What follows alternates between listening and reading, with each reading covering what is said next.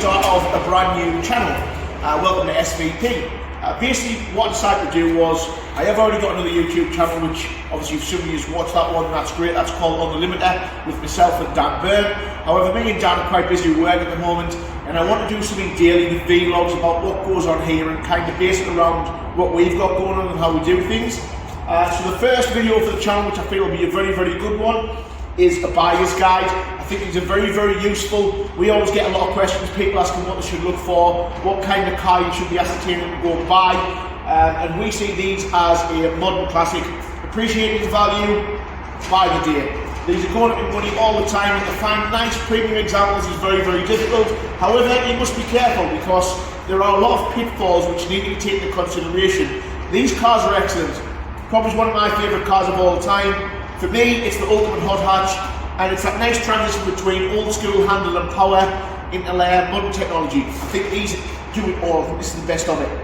However, with them being a bit long in the tooth now, there are some things that you need to be careful about, things that you need to know when buying the Clio 172. First of all, belts and diffuser. It's a specialist job. A lot of people say they can do it, but you must have gone to somebody who knows exactly what they are doing. Roughly for this job, it's important, obviously, with the belt and diffuser. If the belt let go, it'll take the engine with it. And parts for these cars now, believe it or not, are getting quite hard to come by. So a belt job can be anywhere from, if it needs aux belt and water pump, anywhere from, say, if you get it a trade, £450 all the way up to 5, 6, 7, 800 pounds, depending on where you go and who you use. So check that belt and diffuser. It's 60,000 miles or 5 years. Those are the intervals, so make sure that's done. If it's not, you need to factor out the cost with what you're buying. That's the main point with these. But there's a lot of little niggly things which a lot of people who don't know what they're looking for will miss. Now, obviously Trini wheels, absolutely beautiful. For me, one of the best wheels ever made. They just look so right on these little cars. These can be in bad condition, they can corrode over time, but a refurb will build them back up to original. Your cup car should always have a nice set of Torinis on there. Now these points that I have mentioned, obviously not the Torinis, but the points in general will cover most 172, 182 models. With the cup model, standard, these discontinued now. These were on the door in this position when the cars were brand new, and they are quite hard to get hold of now. But there is some new old stock within Renault. These are brand new. This is my own car, this, by the way. This is one that I've basically kept. So, moving a bit further on, what I'll do is I'll take you around the car and I'll show you the little bits and bobs. Rust is becoming a very particular problem with the Clios. Now, the cups can rust around the petrol caps. It's a bit dusty in there, I feel a bit embarrassed, but they can rust around the petrol caps. They can rust up and down the arch lines here as well. So keep an eye out for that. Along the sill line, rust is a big problem with these cars. Basically what happens is, the cars get jacked up a lot as well at the front end. So you should have a nice solid sill line. Check the sill line at the front to make sure the car hasn't been jacked up too much, because the sill lines do split and they rot in behind the sill line. So check for rust everywhere on these cars. So just moving around, I'm going to be very, very particular here and mention some things that not everybody would look for. Me personally, what I would look for, the 172 and 182 is very, very popular for a lot of reasons.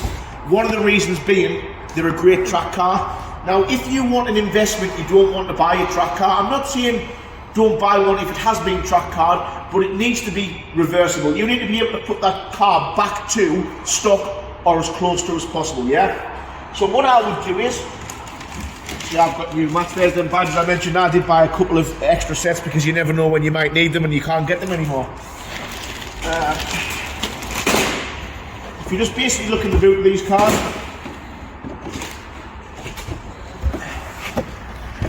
the reason why I'm looking in the boot, it might seem that a little bit strange.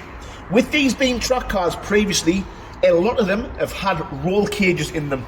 So basically what you need to do is go onto Google, have a look at the roll cage anchoring points where the roll cages bolt in or weld in, get under the carpet of the cars, check the floors and make sure the car hasn't had a roll cage in. I'm not saying it's the be all and end all of buying this car, but what I'm trying to say to you is, if it's had a welded roll cage, it may be ugly, the welds might be bad, there'll be holes in the floor where it's had bolts through, so just double check that and make sure your car hasn't been a track car, and if it has, make sure it's been put back together properly.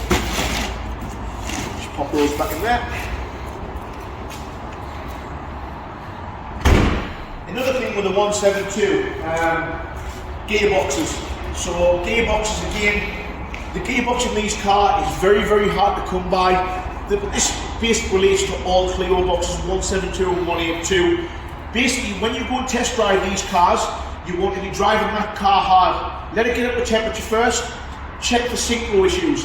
These can notch into gear, and if they can do that, you know, people will rebuild your gearbox, however, it will not be cheap. Again, parts and synchros are getting hard to come by. So to get a gearbox rebuild on a car like this in today's market, you're probably talking £600 to £800 for a gearbox rebuild. So, you know, that isn't cheap. Boxes is paramount. Make sure you have a look at that, test it, drive it hard, up through the gears, down through the gears, make sure that box is good, solid and sweet, otherwise it will be costly.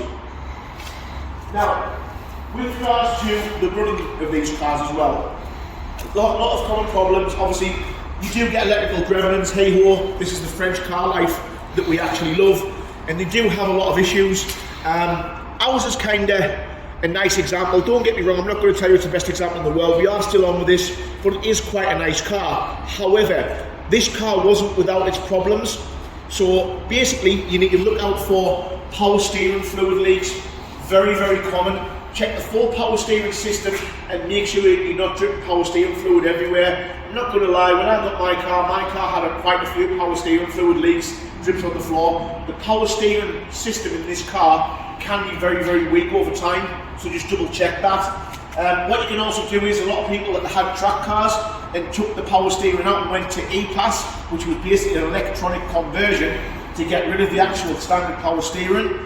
I didn't like the E-Pass conversion. I thought it took a lot of the feeling away from the hand of the Clio. So check and make sure it hasn't had an electrical conversion on there as well. With regards to the gearbox area, so underneath the car is where you need to be on these Clios again, because you're looking for rust, you're looking for oil leaks. Basically, these have a common issue with what's called the selector seal in the gearbox. 9 out of 10 of these Clios, in fact I can't remember last time I had one that didn't have this leak. Check the selector seal.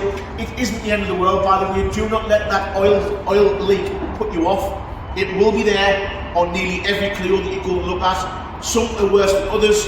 Majority of the time, I'm not going to lie, we just live with it because it means basically splitting the box to get this seal done. It's not an easy job.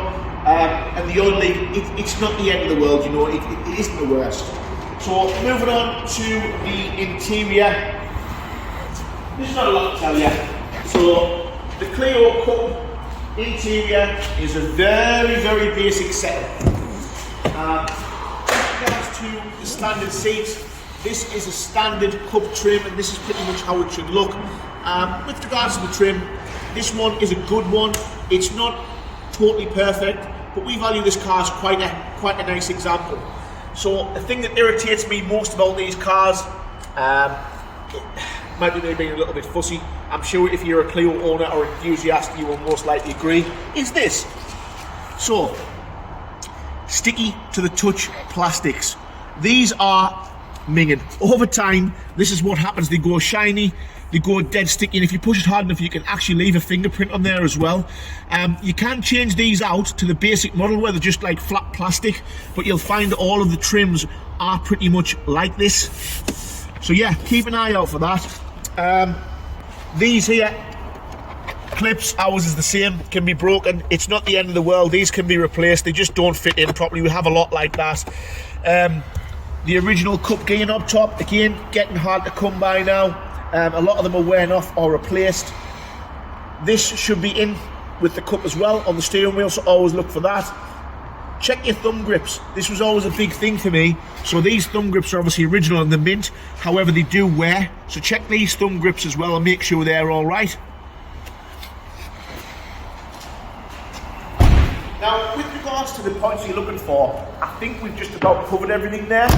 Once again, just to recap, timing belt and diffuser, make sure they've been done 60,000 miles or 5 years. It's quite a costly job.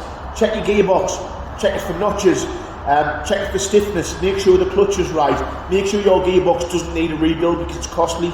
Rust, massive factor on these cars. It's just a quick recap. Check for rust everywhere, arches, sills, floor line. Get underneath the car, don't be afraid to get dirty and inspect that floor, make sure that's right. Oil leaks, power steering fluid, gearbox. double check that. Normally with the steering, if the power steering fluid is leaking, you will hear quite a whine on the steering wheel, so just double check for that as well. Has your car been a track car? Another major point. Check it, make sure it's all being done right. With regards to the diffuser and timing belt, if the diffuser is worn, you will know about it. So basically, if you listen to from the driver's side, the top right hand engine mount, there's 3 17mm bolts on that. That's how you know it's the engine mount. You will hear a mechanical whirring, ticking away. That'll tell you your diffuser is actually worn. A lot of people do change the timing belts, and out of, well, it's probably greed, to be fair. They don't change the actual diffuser in terms of cost, so make sure that diffuser is done and make sure it's right. That basically is a quick overview of how to buy a Clio 172 Cup. At the moment, in today's market, obviously we're in 2022 now, these cars can be anywhere from £2,000 for a rough, tired example needing work, and I've seen good examples like the one that I have here, anywhere from £5,000 to £7,000. They are continuing to rise all the time. So now is a good time to grab a Clio 172 Cup. If you can take information away from what we give you today, happy days. You will buy a good car, and take it from me, if you haven't owned a Clio before, these cars are absolutely phenomenal. But this is the first video. Thanks for tuning in. With regards to seeing updates to the channel, we'll be covering everything here. We'll be covering barn finds, we might cover the odd track day, we'll cover track car builds, we'll cover classic stuff. So if you like that kind of thing, stay tuned. And also don't forget, if you want to see the videos, you need to click subscribe and the bell icon on the top right as well. The bell icon will bring you notifications for all of our videos as of and when we edit and post them. But thanks very much for watching the channel. Please do stay tuned, and there is more to come. But that's the end of our Clio 172 Cup Buyer's Guide.